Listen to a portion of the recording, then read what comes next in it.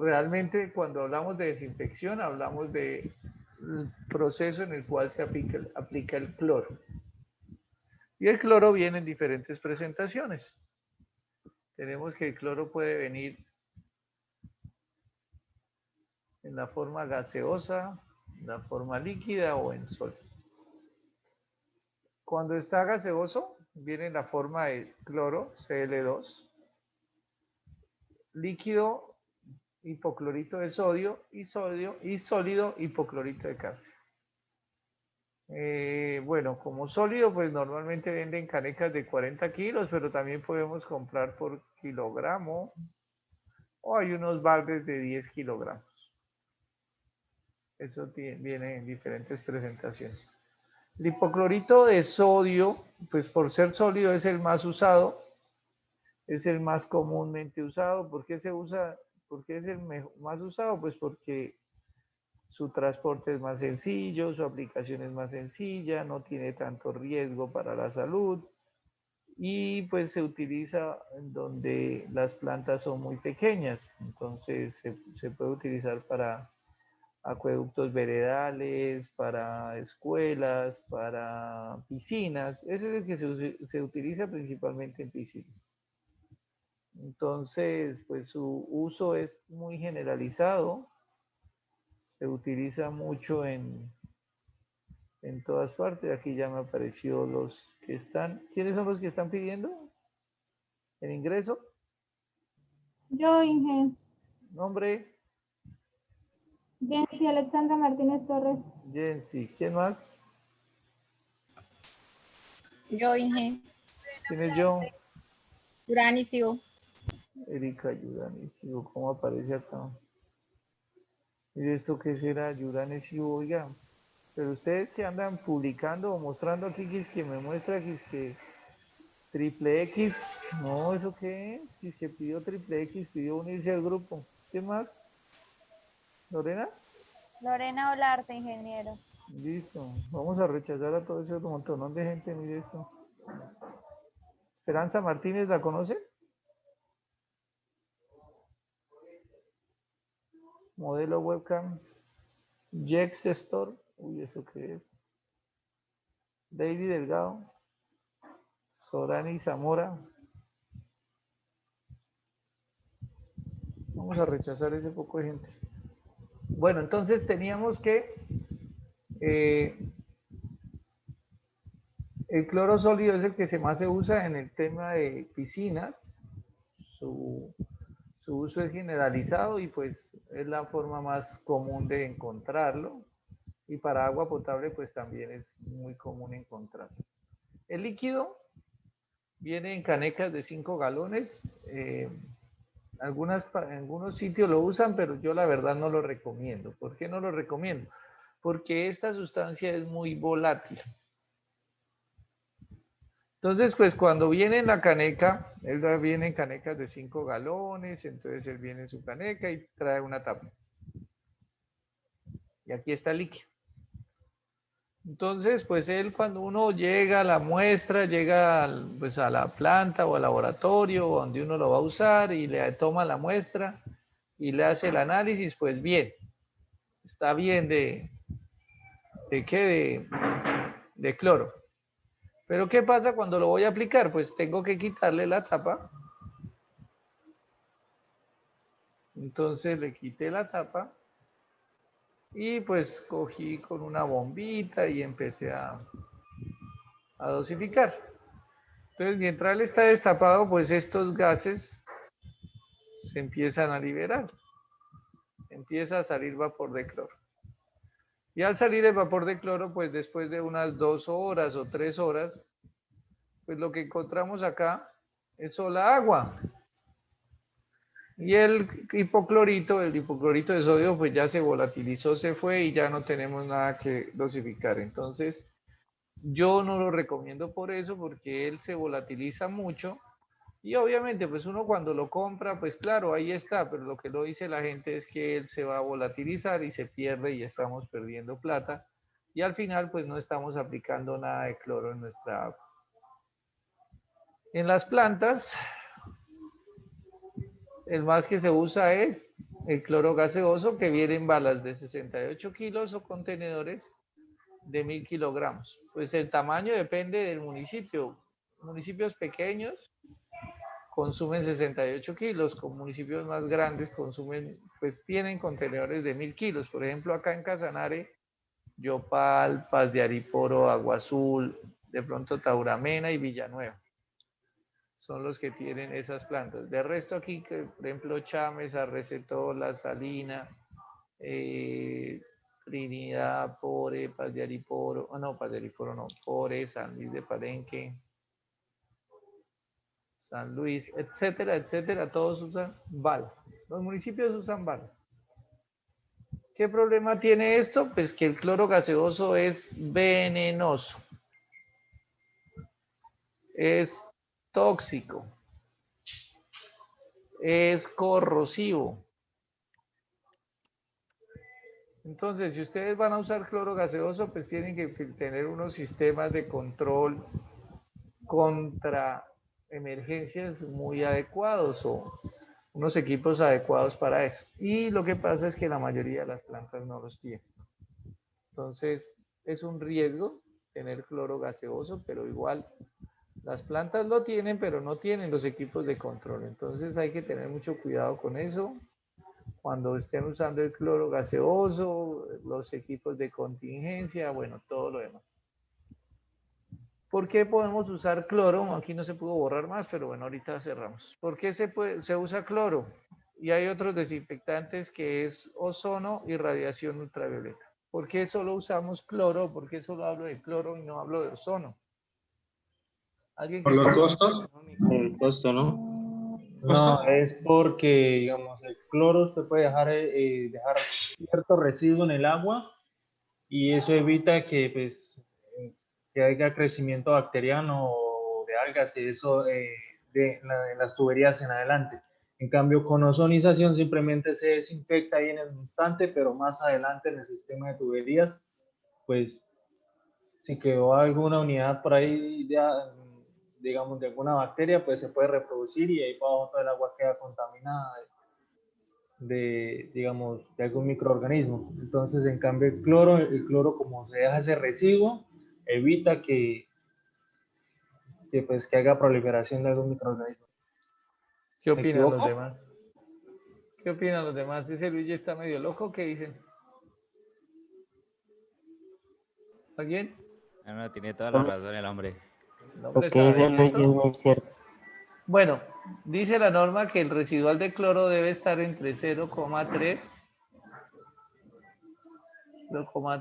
y 2,0 miligramos por litro. La norma, ¿cuál norma dice eso?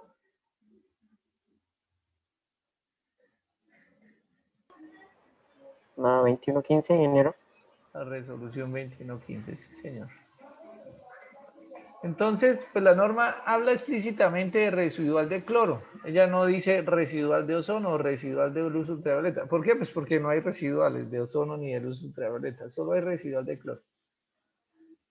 ¿Y por qué se requiere un residual? Pues obviamente lo que nos acabó de mencionar el compañero, que cuando el agua sale de la planta, si llega a haber alguna contaminación aguas abajo de la planta, pues el ozono y la luz ultravioleta no tienen la capacidad de eliminar estos microorganismos. El único que tiene la capacidad residual es el cloro y por eso la norma colombiana lo establece.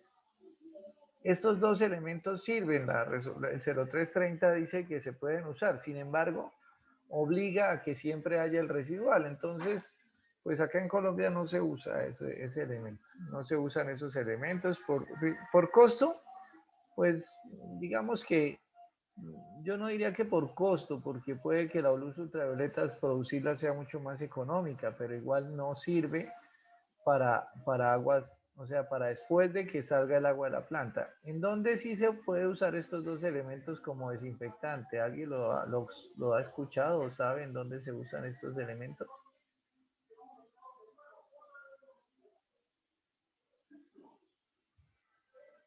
¿Nadie?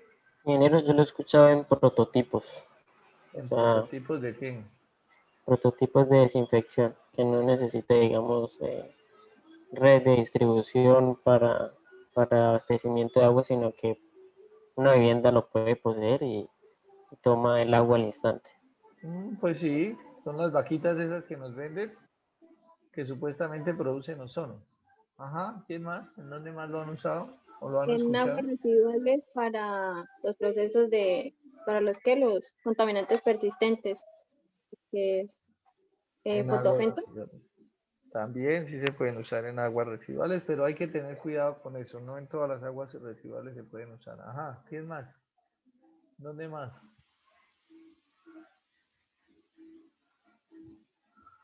¿Alguien conoce una marca que se llama Brisa? Otra que se llama Cristal. ¿Sí saben qué es eso? Pues para agua de tipo de consumo, pues sí. Esas son para aguas embotelladas o envasadas. ¿Y por qué en agua envasada sí la puede usar y por qué en agua potable no la puede usar? Pues porque el agua va a estar completamente sellada. Ah, es correcto. Cuando yo entrego el agua o cuando yo embotello el agua o la meto entre una bolsa o entre una botella o entre un garrafón, ya no hay posibilidad de contaminación sino hasta cuando se abra días después o el momento en que se abra, pueden ser semanas, años, bueno. Entonces, como no hay posibilidad de contaminación desde que sale de la fábrica hasta que llega a la vivienda, por eso se pueden usar estos elementos porque simplemente no tenemos ese riesgo. Pero como cuando el agua sale de la planta se va por entre un tubo, entonces ese tubo que viene de la planta, pues tiene la posibilidad de acumular microorganismos en las paredes. Entonces, o puede acumular algas, dijo Luigi, algas se desarrollan en las paredes. Entonces, cuando el agua va pasando,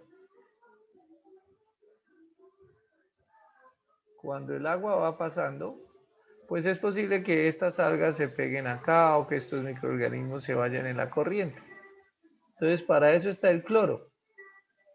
Ese cloro va a eliminar los microorganismos, los va a matar. Entonces, por ejemplo, si aquí al comienzo salió con 2,2, pues después de que haya pasado por toda la tubería, pues puede uno encontrarla en 1,8. ¿Qué pasó con esa diferencia? Esos 0,4 miligramos por litro. Pues lo que pasó es que se consumió eliminando esto o atacando esto o esto que se pudo haber pasado a la pared, de la pared hacia la corriente de agua. Entonces, pues nada, el ozono y la luz ultravioleta no tienen esa capacidad, entonces por lo tanto no sirven para agua para consumo humano. Solo sirve el ozono, perdón, el cloro. ¿Cuál cloro? Pues cualquiera de estos, no necesariamente tiene que ser alguno, cualquiera de esos que le asegure el cumplimiento de la norma, de la resolución, que le asegure cumplir con este rango.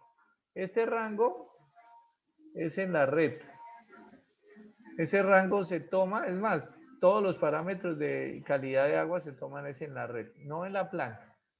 En la planta no se toman calidades de agua porque finalmente la planta está muy lejos del sitio donde va a ser el consumidor final y tiene mucha diferencia con lo que va a ser el consumidor final porque en la red hay un alto riesgo de contaminación, entonces cuando sale el agua de la planta, pues el agua puede tener unas características, pero cuando llega a la casa, las características pueden ser completamente diferentes por todo esto que hay acá y todo esto que hay acá y bueno, y todo lo que pueda pasar en una tubería. Es más, en algunas ciudades de otro país, de otro planeta,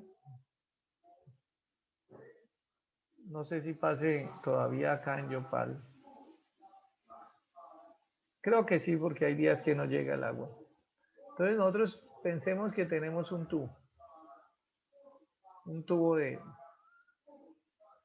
acueducto. Y ese tubo va lleno de agua. O sea, va lleno de agua y va fluyendo. Cuando se cortó el agua, porque los municipios tienen unas válvulas que cortan el agua, para no, por ejemplo, para sectorizar o cuando no hay suficiente agua, ellos cortan el agua. Entonces, el tubo se empieza a desocupar, entonces ya el tubo no está lleno, sino va a medio tubo. Y en ese momento en que el tubo se empieza a desocupar, pues todo ese sedimento que trae el tubo se acumula acá. Pues como no hay flujo, se acumula acá. ¿Qué pasa si llega a haber una fisura? Vamos a pensar, por ejemplo, que hay una fisura en el tubo acá. Vamos a romper el tubo, hay una ruptura aquí. Una ruptura acá. Se rompió el tubo. Cuando el tubo está lleno, perdón.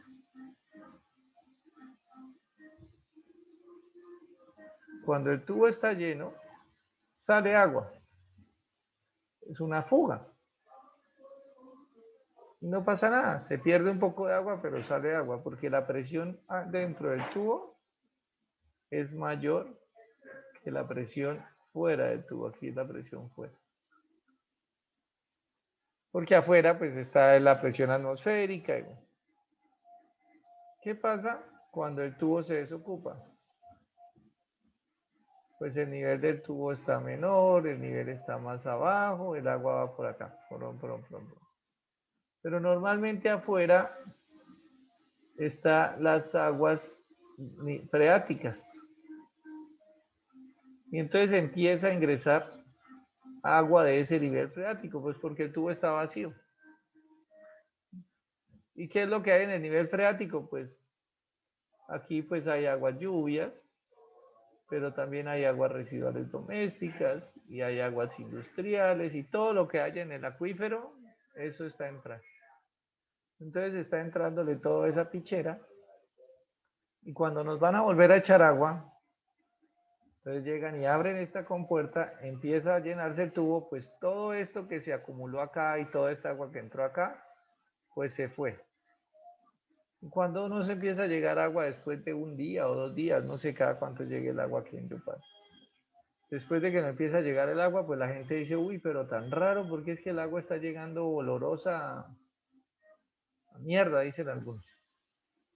Está llegando olorosa agua residual doméstica. Pues, ¿qué pasa? Pues que se levantó todo este sedimento que lleva ahí acumulado, pudriéndose durante meses o años, se lo llevó.